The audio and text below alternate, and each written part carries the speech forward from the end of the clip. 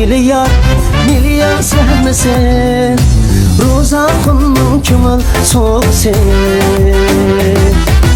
Milyar, milyar, milyar sevmesin Şirkette soğuk çıksa, bakın söz aldın mı sen bu? Veya monidin sandığa var. Kutus uyma. Uyma yeri var. Ağrı sevdi. Vay vay Hamet. Vay adaş. Qadadaş yaxşı mı? Al sonra sizlikende hava. Günü berip ver. Ustaz. Vay aka. Ustaz. Hayır sizge ya. Vay vay rahmet adaş. Rahmet. Bugün biz Endi bizga tava bo'lgan keyin qo'yib qo'ysak bo'laverdi-ku. değerli hizmetlerim adaş nereden ne kilovatı He, yaxşı adaş şu. Pek geldik gelişimiz. İşler bir gün barmaz. Boyun bilen kavata tıkmak oturtturursak ha. Başka Ha. Türk'te olabilir bize şey. Rozaxunun kömül soğuk sen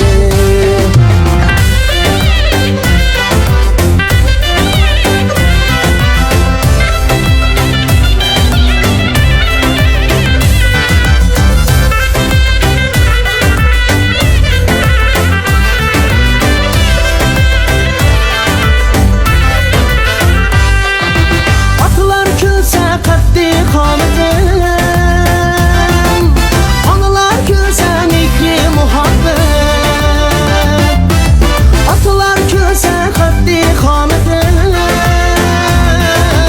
Analar külse mikri muhabbet Kızlar külse baxtmin nuriye Ben de hoşuna birden çıkıp yoklap geldim var yani yoklap kepsler rahmet. Nimi veciden düşüksüz buradan kırıp kaldırırlar bizim bu tayarlık otkat bölümümüzge.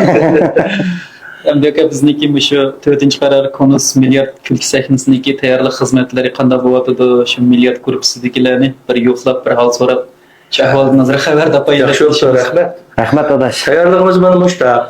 Biz o şey Şu sınavımızda bir tayarlık kıldığan bir sayınarımız var. Ha. Kulağımız tip-tiş. Hiç kimimizden dikkatimizni buzmaydı o. Tertiplik, özümüzden piyonumuzga kelgan, kalımızga kelgan qiziqchiliklarni sepler. Rozaxunning o'zidan tayyorliqlarga o'lchov qo'shib ketib boramiz herhalde yaxshi bo'lardi. Shaxsan meniki ko'zim yetib turdi, nihoyat yaxshi bo'ldi qoldi. Inkas yaxshi.